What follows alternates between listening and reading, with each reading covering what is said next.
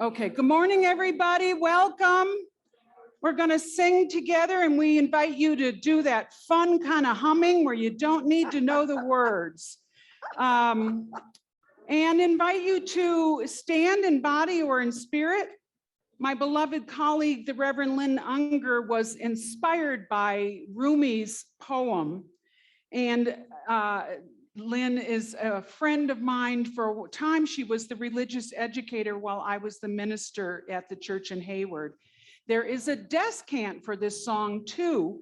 And the descant is, though you've broken your vows 1,000 times. And I'll sing that, and you can hum with me, or you can keep time to either part or the whole thing. Cheryl is we're gonna sing the whole thing together. If you look in your hymnal number 188, or if you don't need that, because why do you if you don't need to sing the words? But just so you know what we're doing, 188, come, come, whoever you are.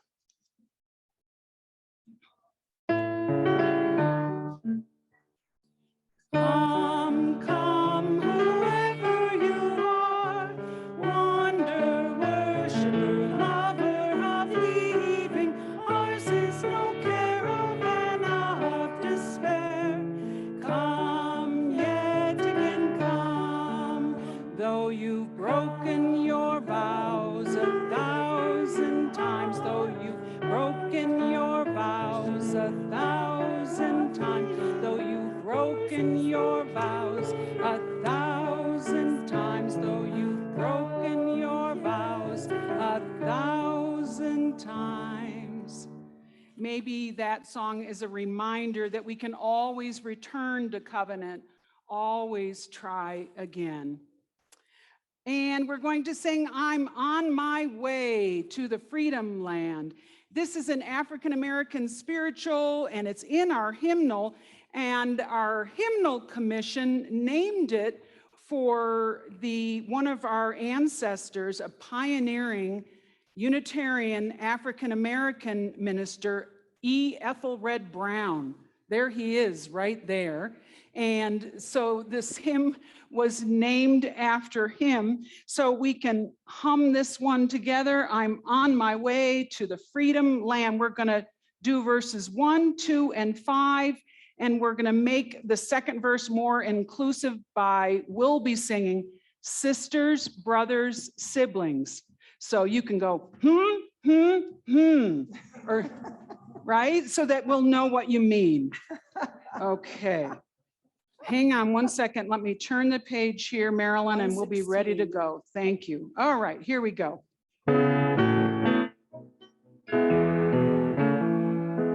I'm on my way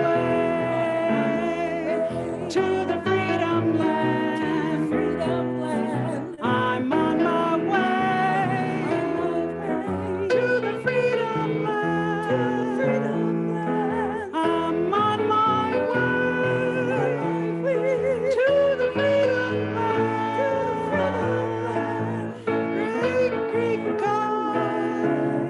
God, I'm on my way. Now we sing all the different names. I ask my sister, come and go with me. I ask my brother, come and go with me. I ask my sibling, come and go with me. Great God, I'm on my way.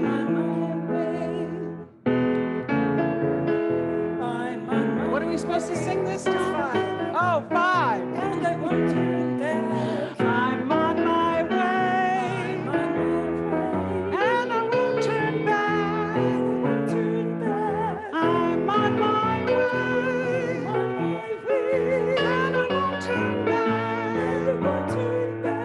I'm on my way. Great God, I'm on my way.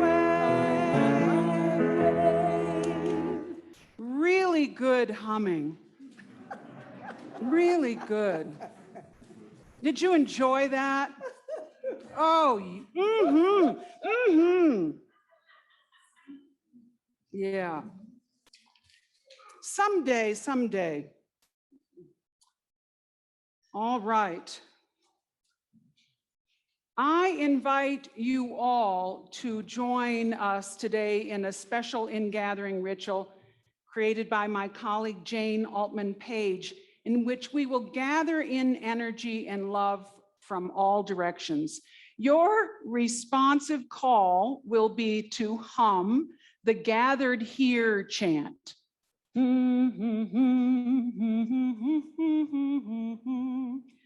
Some of you will participate perhaps in a more metaphysical sense, and for others, your participation may be more metaphorical.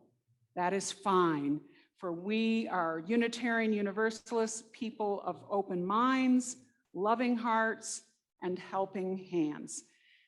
Please rise in body or in spirit and face the east. You probably already are.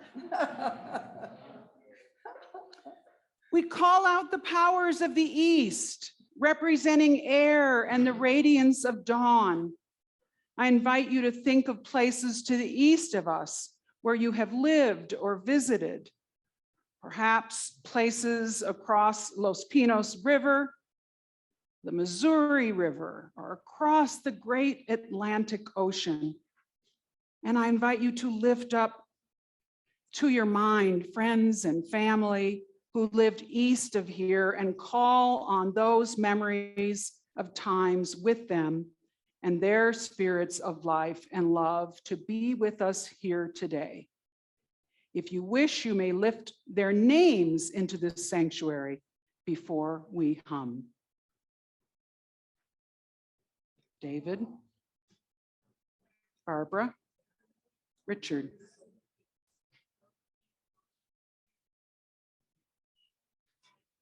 Gathered here in the mystery of the hour, gathered here in one strong body, gathered here in the struggle and the power.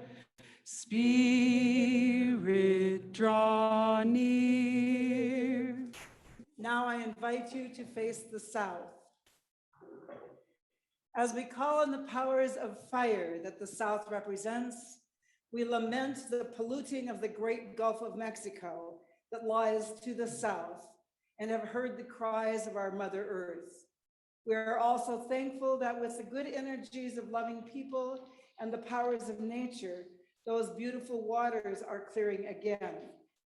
And I ask you to think of places to the south of us where you have lived or visited.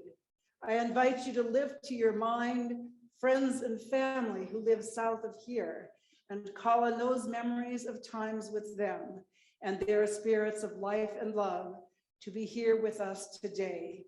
You may lift their names into the sanctuary.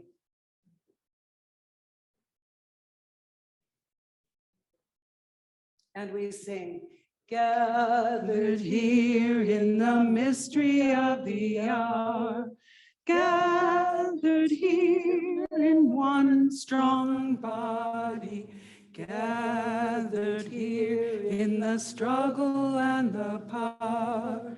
Spirit, draw near.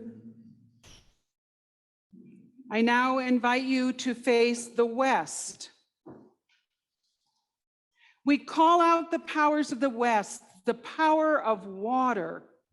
We envision wonderful bodies of water to the west, many that we may have visited or hope to visit, and I encourage you to think of them as well as other places you have lived or visited. I invite you also to lift to your minds friends and family who live west of here and call on those memories of times with them and their spirits of life and love to be here with us today. You may lift their names into the sanctuary. Wolf.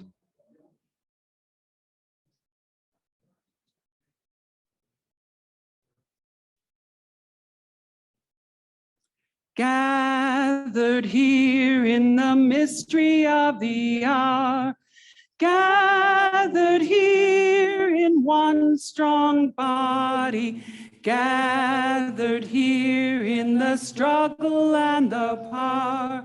Spirit, draw near. And I invite you to face the north as we call out to the powers of the north, the powers of the mighty earth, the power of stone and mountain. And the north is home to water also, including the Arctic Ocean, with ice melting and warning us that we must not wait to change our ways. I encourage you to think of places north of us where you have lived or visited. And I invite you to lift to your mind friends and family who live north of here, and call on those memories of times with them and their spirits of life and love to be here with us today. You may lift their names into the sanctuary. Matthew.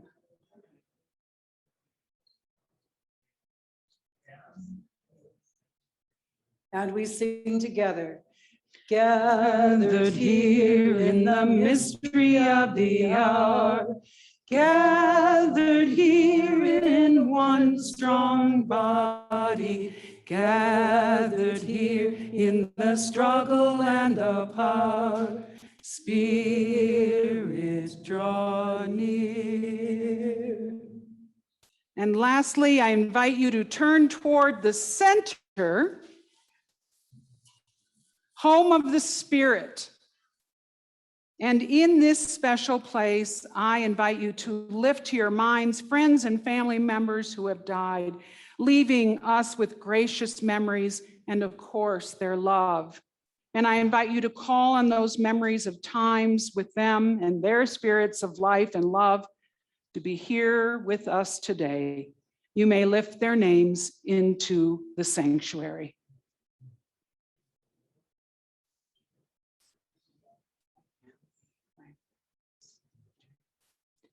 Gathered here in the mystery of the hour, gathered here in one strong body, gathered here in the struggle and the power.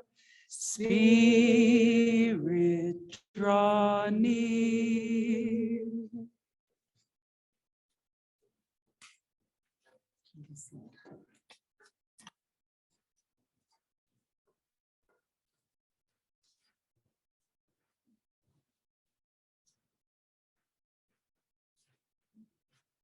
We acknowledge that the land we gather on as a congregation, where we live, work, and play, was not freely given to us. We gather on the ancestral lands of the Nuchu or Ute, Apache, the Pueblos, Hopi, Zuni, and Diné nations. We recognize the indigenous peoples as original stewards of this land. As these words are spoken and heard, the ties nations have to their ancestral homelands are renewed and affirmed. We acknowledge that our use of and benefit from this land came at a dire cost to Native nations and peoples whose land we now inhabit.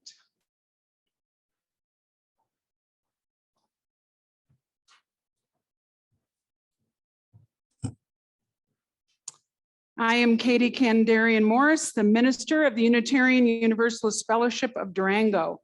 UUs gather in the spirit of covenant, meaning we need not think alike to love alike. We are recognized as a welcoming congregation. You are welcome here exactly as you are because of who you are. And even though we've had our flag vandalized and stolen twice, and the banner ripped down, we will not be deterred. How about this? We have ordered replacements. Our values remain. And somebody has been asking, do we have extra little at-home flags? Do we? Who knows? They're all gone. So guess what that means? We have, what? We're going to order more? We're going to order more so that you can fly one from your car or something. I don't. Just get the sticker, the UU sticker. Okay, a special welcome to you if you are new. I hope you visited the welcome table right where Lisa, do you want to kind of stand and point to the table like you're Vanna? Yes, thank you. That's so nice. Please sign up for email newsletter to get information from us.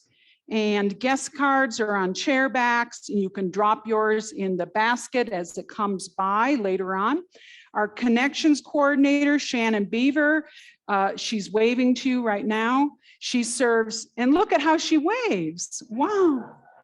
She serves as our online host and many other things too. A special welcome to those who have joined us today on our online sanctuary. Hello, dear ones. We are so glad you are present. Together, we make up this community. And thanks to all you for your continued care and following the continually modified guidelines for in-person service. Leaders are keeping a watchful eye, aiming to provide as safe an environment as possible as we move into the colder months. This week, higher case rates are raising concern. So in person, we are requiring vaccination for all who are able. We're requiring you to wear good masks. We're have high recommendation for wearing an N95, although surgical masks are often good. And I know I've got a doubled up one. We are also providing a bit of leniency for people who are up here not coming in within 6 feet of you. When we step down, we will mask back up again. Also, I wrote myself a note. We are now in our La Plata County, a hotspot. And as a religious community, we place value on collective care and inclusion. So we're going to be monitoring every week. Things may change again. This is where we are right of this minute. We offer distance seating up there in the mezzanine level, and there is still plenty of room back there if you need more space around you. We ask children to stay with their parents until they leave for faith formation today. This is our last Sunday with Kiara Stacy. So we will appreciate her as you go out to faith formation. And we also have a card for her that I think will be out on the patio right in a little while, because we want to send her with our best. We'll also hum rather than sing. We'll use gestures of respect and connection other than hugs. And following worship, we will have fellowship on the patio. No coffee service today. I'm sorry to tell you, if you are able to help in the future, please let me know and I will make a connection with you to the hospitality team. They're kind of having a hard time. So anybody who is willing or able to do coffee, let me know and I'll make sure that you find out how you can do that.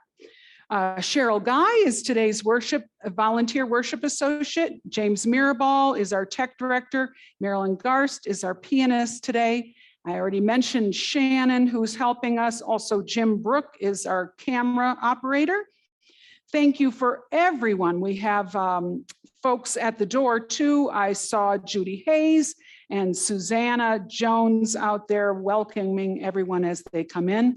I just want to tell you, I'm suffering from an infection in my cheek here. So if my face is wonky, it doesn't go up on one side and I've got like a little chipmunk thing. It's not part of my costume, but now you know why. This part of my costume, I'm like a sun goddess or a good witch or a sun goddess good witch.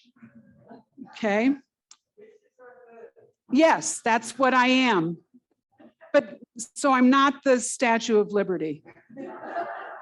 Two people have already said that to me. So no. Okay. Not that that's a bad thing, but that's not this year. Okay. This is the last Sunday of October. We'll conclude the theme of cultivating relationship, deepening our connections with each other, finding new ways in these stressful times. We are going to act on our covenant.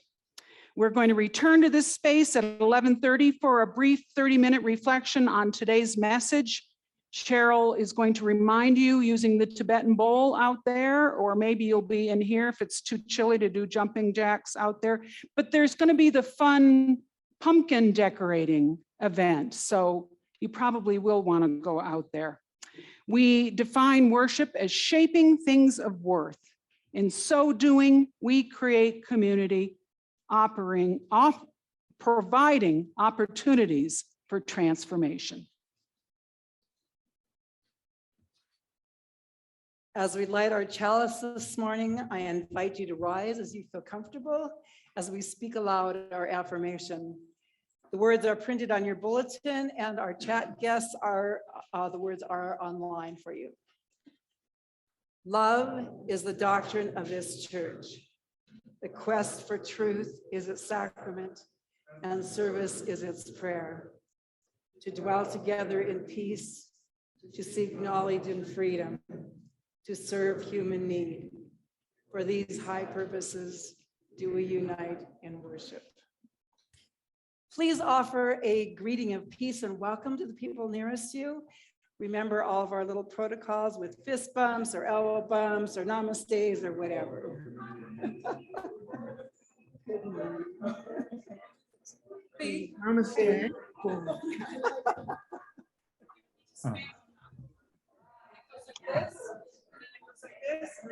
Good morning, everybody. Happy Halloween. Good morning, Everyone, happy Halloween to you too. Good morning to Hollis,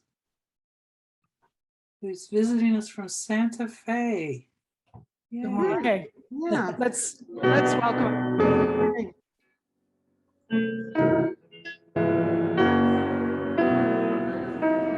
Hi, Dale. I hope you're feeling better.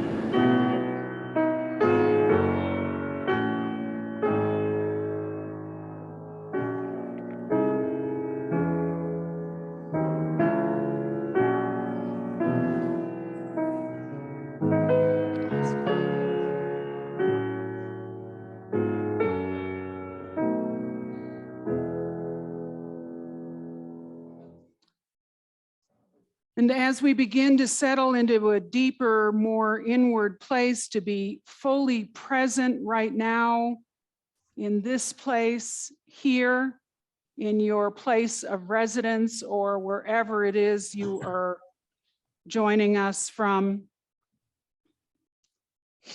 to imagine that this time and this place is made for head and heart together.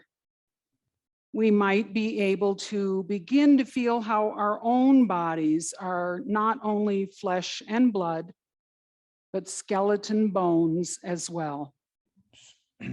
No matter how old we are, no matter how we move from place to place, we humans are skeletal beings. I welcome you all, young and old, into this embodied meditation. So first, as we make ourselves consciously comfortable, I'm actually going to come over here so that I'm not behind the pulpit for this.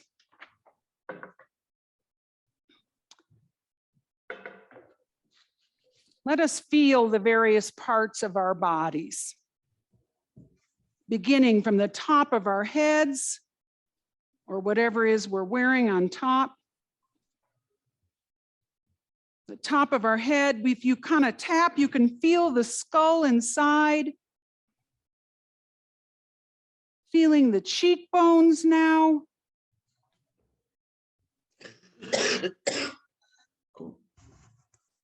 The teeth within our mouth as we open and shut.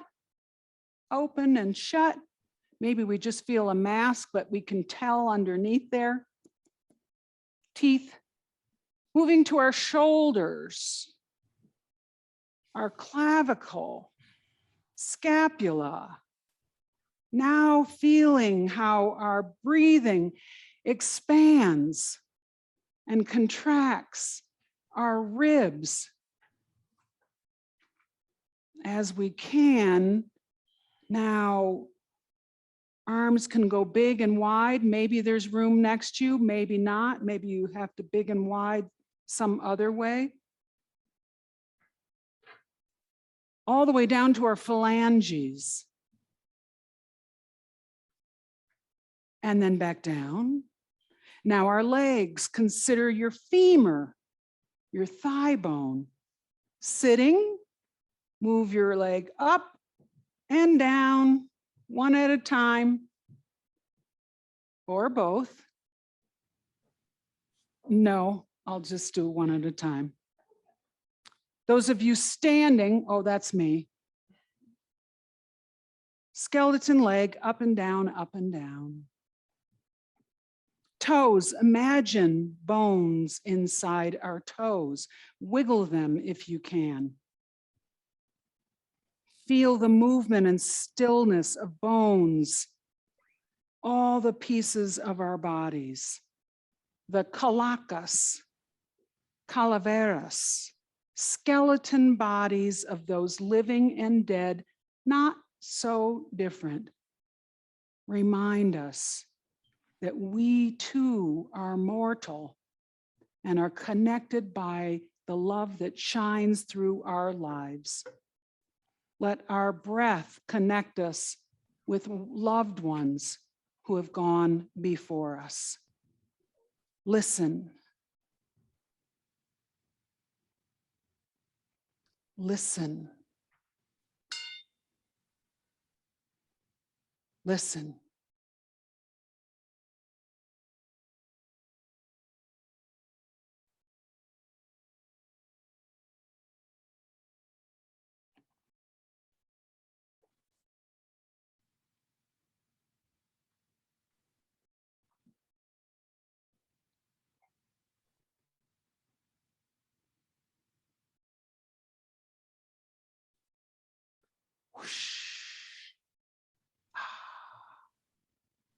Blessed be.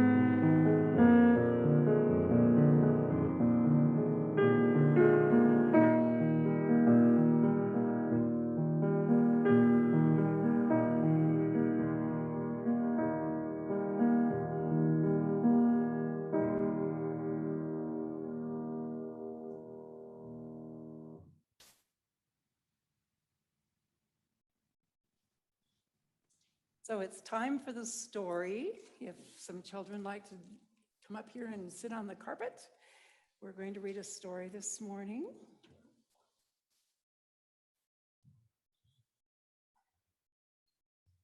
And I'm going to sit up here above you a little bit and away from you so you're safer. You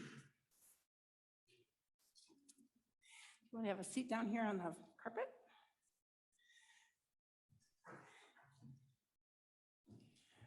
So our story this morning is called Baraletta. And it's from a place south of us, very, very far south, called Guatemala. And the name of the place is Santiago. The rainy season is coming to an end. When Juan looks up at the sky, he sees fewer fluffy white clouds blowing up the valley on the south soft wind. The corn that feeds his village is almost ready to harvest. Now is the time to get ready for the most important day of the year. And this actually is tomorrow and Tuesday, November 1st and 2nd, is the days he's referring to. El Dia de los Muertos, the Day of the Dead, is also the day of the kites. And that's what Baraletta is, it's kites. And in Santiago, Guatemala, where Juan lives with his parents and his brothers, you can see they live in little huts and they work a lot outside because it's very warm there. The little boys of Santiago climb onto their roofs and test the wind with their small kites. They are impatient. This is what Santiago looks like. Now the boys have time to go to the market and bring home a pile of tissue paper that is red, yellow, blue, green, and orange, like a rainbow. The paper is cut into squares, triangles, and rectangles.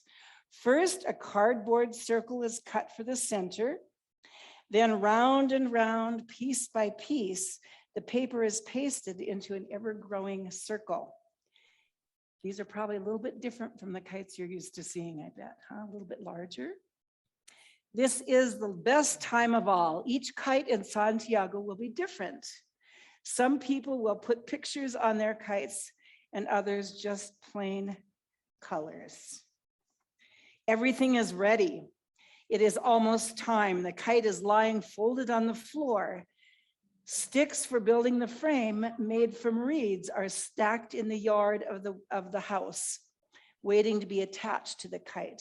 So this is a finished one, and you can see how they stack the kite sticks inside. First comes All Saints Day. Juan and Jose stay home while their family goes to Mass, which is a church service. The people in the village are there. The church is smoky from the candles, incense burning. But Juan and Jose and their friends are busy getting ready for tomorrow. They lay the great circle of paper on the ground. They then place the spokes inside, just so. If the spokes are too tight, it will all fall apart. If they're too loose, it will fly away too soon. A string is tied around the center, and their ends create a big circle. 3 ropes are tied onto the uprights on the sticks. They're attached through the paper and attached to the flying rope itself. Now they make the fringe with lots of extra paper, and it rustles in the wind, strong enough to lift the kite. Sometimes they attach flags to the kites as well. Soon the whole village is up. Huge kites are carried down the small village roads between the adobe walls of the houses down to the cemetery.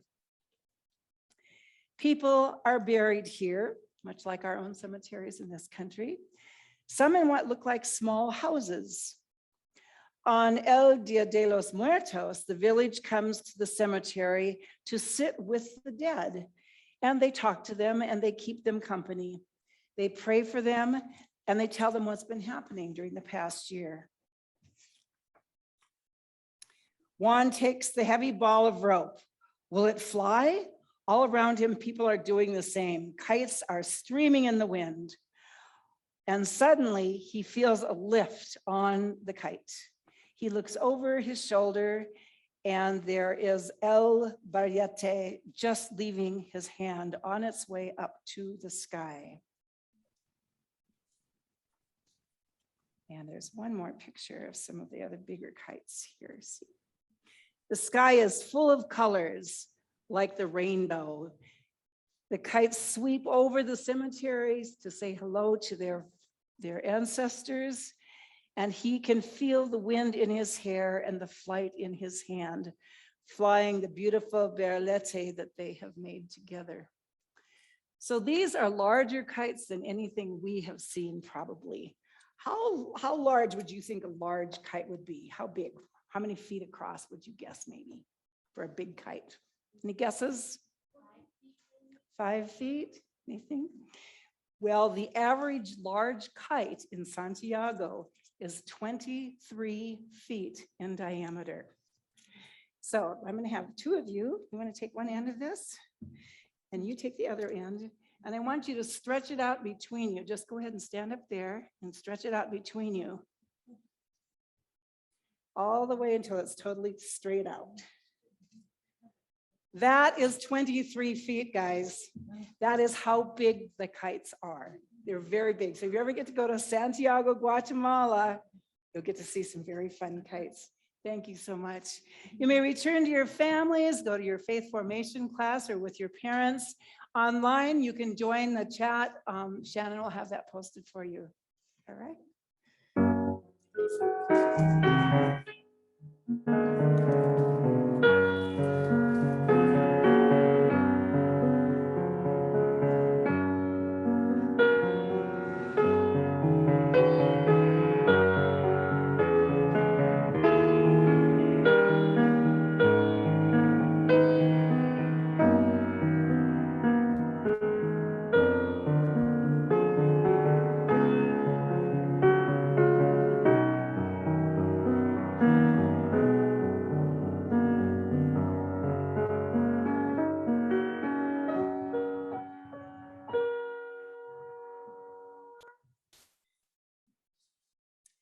Our responsive reading this morning is number 557 in the back of your hymnal.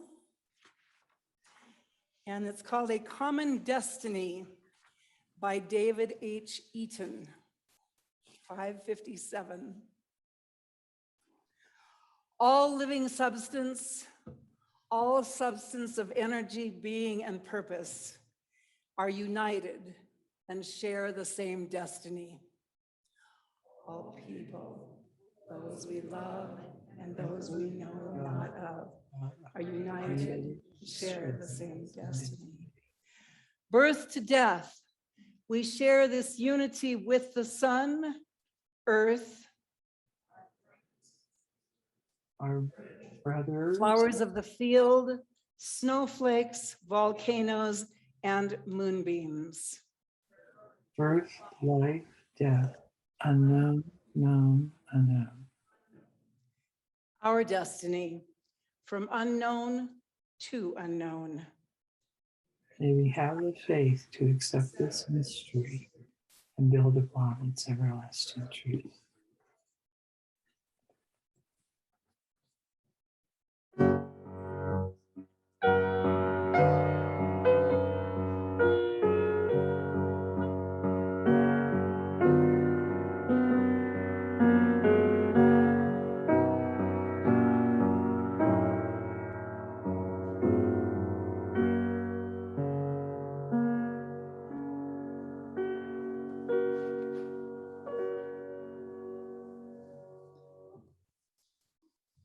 I don't know if you noticed the photo that we had on the wall during the responsive reading.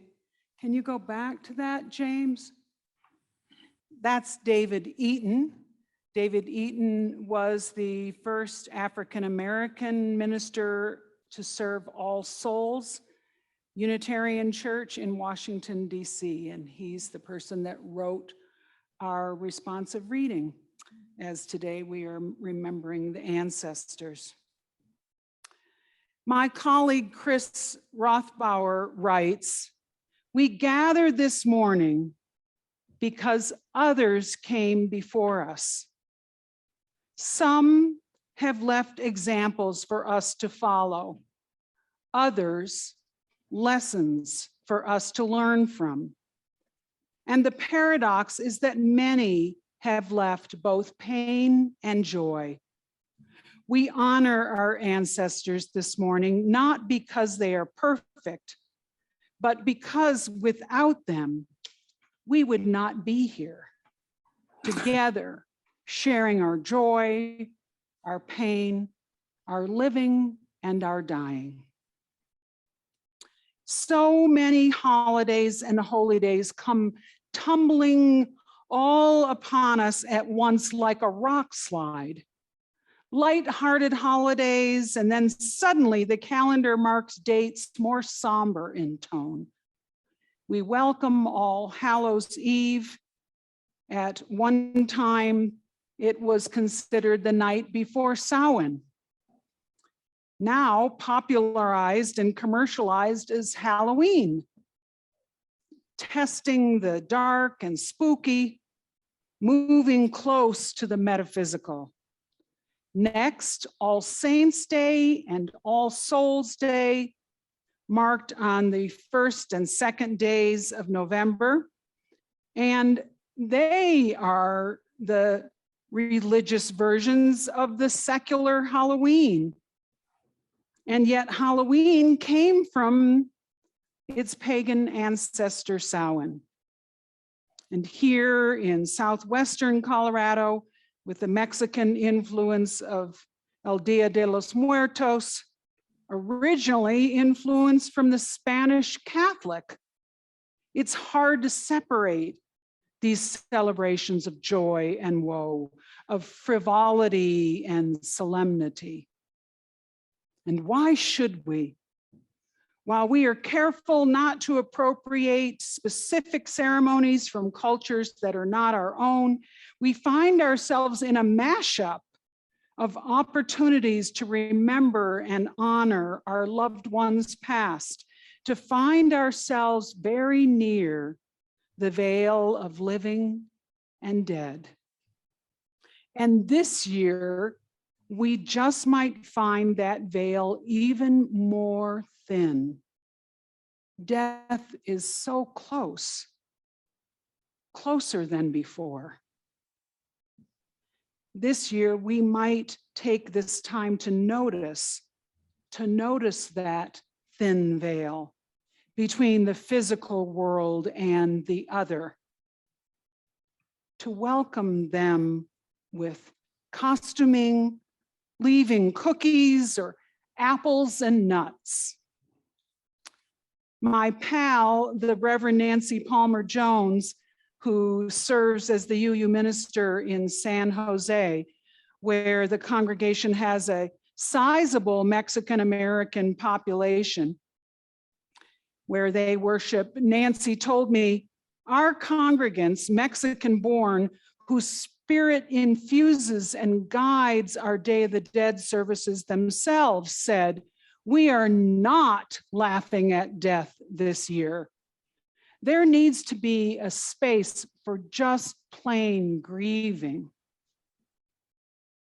We are grieving our family members. We are grieving acquaintances.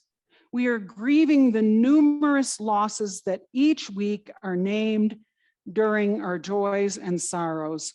So many have now died that the large number this week, when we say over 745,000, seems almost meaningless. Last Saturday, I took one of the Durango history tours. I signed up and went and hung out there with tourists from other places and our tour guide. We gathered at the train station and we made our way up Main Avenue, hearing stories of various miners and immigrants and merchants and outcasts.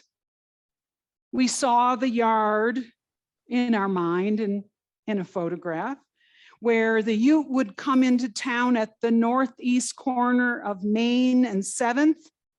Can you imagine where that is? They would trade and camp.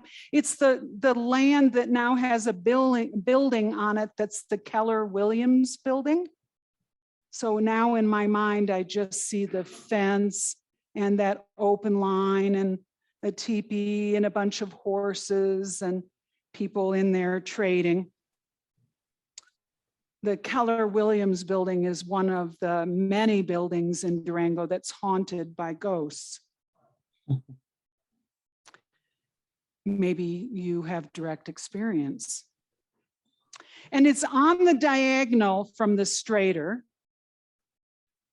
And hotel guests would come into town. They travel from the east to see an old Western town, and they could just from their windows, their hotel room windows, lean and kind of gawk out their chambers to look at the cowboys and the Indians out there. The women of the day did their best to make a living. They worked hard just to keep themselves from poverty and severe illness. Now, I know I find myself wanting to romanticize the Old West, loving as I do the beautiful stone architecture, the old clothing, the entrepreneurial spirit. And since I'm not able to smell the stench of the muddy, manure-incorporated streets, like they didn't really peel that off or clean it up and take it somewhere. It just got kind of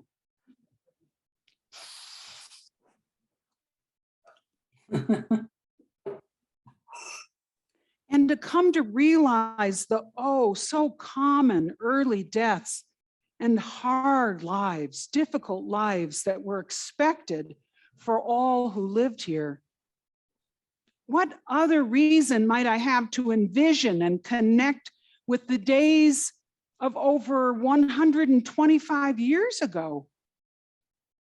So as we give attention to cultivating the relationship with each other, this month's theme, and then November is going to take off soon on the theme of holding history, I may do better to connect myself with the ancestors of this land. Native tribes of Ute and other bands who moved about this territory here for generation upon generation upon generation. And then those who, similar to many of us, made their way here for the possibility and the hope of a better life. Whether they were successful like the fighter Jack Dempsey, or tragic like Jack Dempsey's older sister Stella, who took her own life at the age of 24. Whether they were fortunate to come simply to have a peaceful place to write, like Louis L'Amour from his second-story perch at the Strader, or where the Spanish explorers were lost when traveling on the river, those miles north of here, whose priests believed their souls were lost too, not having been given the last rites. We Universalists know their souls are well. Those who have gone from us in the past 2 years may remind us of love and their personal best traits. Lessons we might learn from those who lived their lives many days before us in this land may remind us of a fierce dedication to making a way. Although in 1918, before the flu arrived, so in that year, the flu came at the end of September. But before that, the city council passed an ordinance, here it is, requiring all males age ages 18 to 55 to engage in some useful occupation. I suppose they were in El Rancho or El Moro or something, and they thought, isn't there something, I don't know what, you can imagine, like, okay, before they came up with the ordinance, what, all right, let's just at least tell them, like, can you go do something? Doesn't say you need to get paid or anything, just engage. The lessons we've learned from their struggles and their daring teach us that we might want to have more tolerance for our neighbors. Also in 1918, which you might recall, was the very early days of World War I. The city council prohibited the German language to be spoken in any public building or any public street or any alley. A nativism and xenophobia that may feel not too different than exists in places today. When members of minority groups spoke against entering the war in support of Britain, including some but not all German Americans, their patriotism was questioned back then. They were disparaged as hyphenated Americans. As we just read a few moments ago, the words of David Easton, we will be the history as we share the common destiny with a faith to accept the mystery with a deep connection to those who were here before us. I know that plans are being drawn now to create a memorial garden here, somewhere here. On the space just outside our doors, hasn't quite been determined where yet, at least I don't know, will be designed a hallowed place to bury or spread ashes of members, to place a small plaque in the ground for remembering, to plant a garden for appreciating the beauty of the land where those still living dwell, where we can contemplate, maybe sit there, maybe a bench will be placed there. We can contemplate and be at peace. Today, we may need to honor the ancestors and to heed the lessons they may offer us. Or we may simply need to grieve. We might just need the space to remember our connection to those we admire, to others we tolerated, and still others caught in a system that might still require reform. We might have gratitude for all of it together, and a community that holds it. I love you. May it be so. Amen. Blessed be. And now, at this darkening time of year, our thoughts turn to things past, to life retreating, to those no longer with us. Images come to our minds of our dear companions who once graced our lives, loved ones whom we miss, persons whose lives had made an impact on our lives, all of those who here contributing, caring, and are now gone. Our memories bring both joy and sadness. Let's not push these feelings away, for our recollections attest to the enduring importance of these friends, this love, our memories. May these brave and lovely spirits live again in our tender thoughts and prove that death and distance are powerless to sever the bonds that connect truly loving hearts. And now may those who are gathered online please use the chat to offer brief tribute of those whose photo you're sharing. What do you remember? What qualities do you want to keep alive? And now I'm going to ask those who are sitting nearest the wall there where the light switches are, if you could just dim the lights in here for people to come forward. Recall to mind the members of this community who have died since the time that we have been apart from COVID. And I will also name members here. And after I name those that I know of who were members who have died, you may name others aloud, and then we'll call you to come forward and light your own candle for those who you would honor and remember. UUFD fellowship members who have died since 2020 are Mary Ruth Bowman, Sue Lowry, and the spouse of member Lee Nielsen, Bruce Harris. Are there other names that I have missed?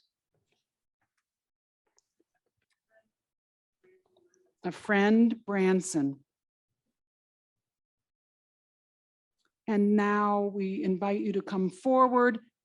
Cheryl and I are going to be staffing the two areas at either side, and we invite you to come. All right, we come from the outside. Yes, first rows, come forward first. From the outside, make your way and take a candle that we'll light for you. Let me go ahead and do that. And then once we have a candle lit for you, you may go ahead and take it and put it somewhere where it won't catch other things on fire on our table up front. And please let this be a time of silence and introspection. Yes.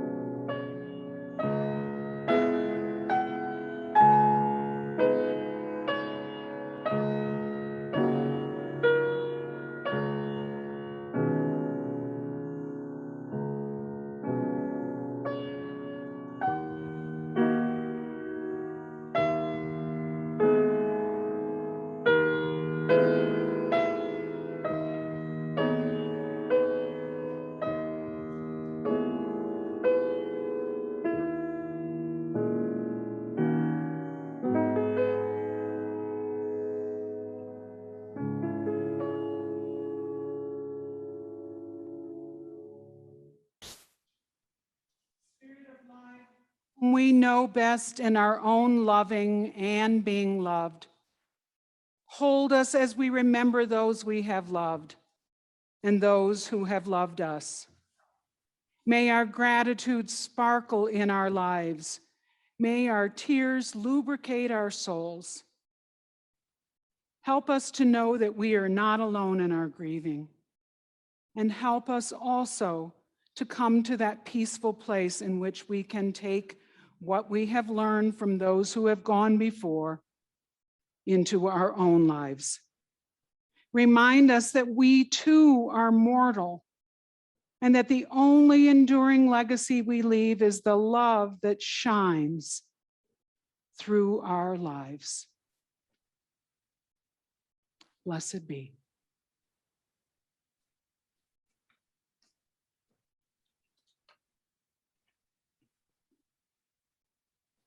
In our offering this morning, there are 4 ways to donate. The first 3 are found on the chat line. You can mail a check to the church. You can click the donate button on our website. You can also send a text message. Our offering words this morning: we sustain and strengthen this sacred place of the 4 directions, a community of memories of ancestors, of hope for the future. We are keepers of these dreams, and may our offering today support them. The ushers will now come among you to receive the gifts of the congregation.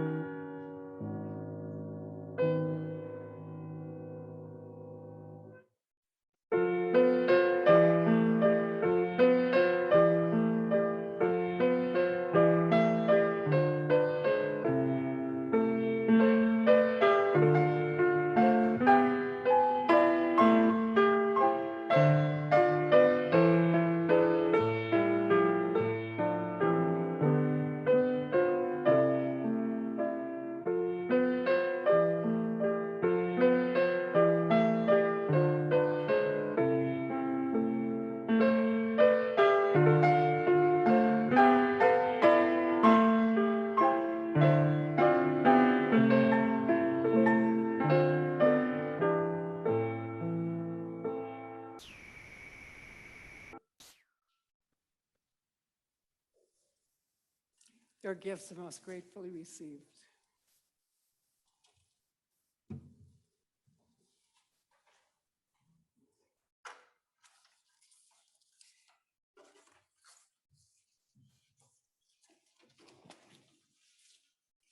So our closing song today is numbered 1001 in your teal hymnal. It is called Breaths. It's kind of a spunky little syncopated number that I think you'll all enjoy humming with energy.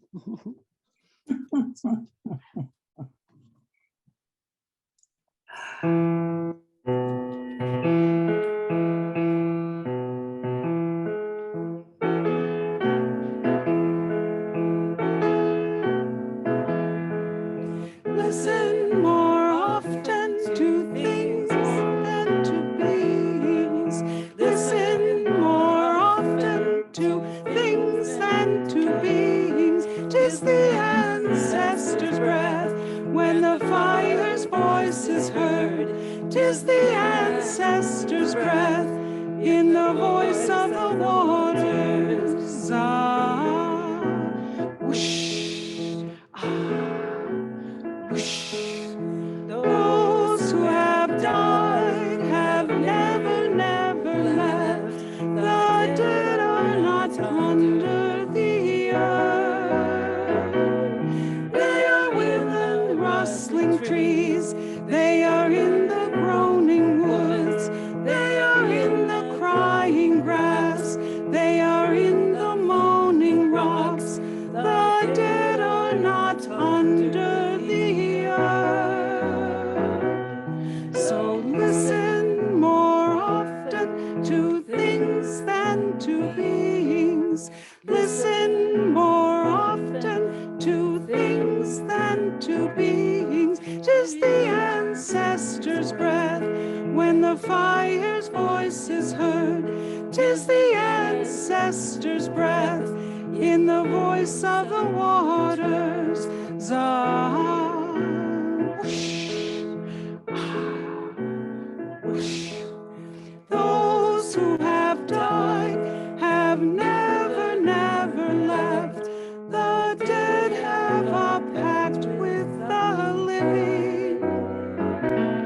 They are in the woman's breast. They are in the wailing child. They are with us in our homes. They are with us in this crowd. The dead have a pact with the living. So listen more often to things than to beings. Listen more often to things than to beings.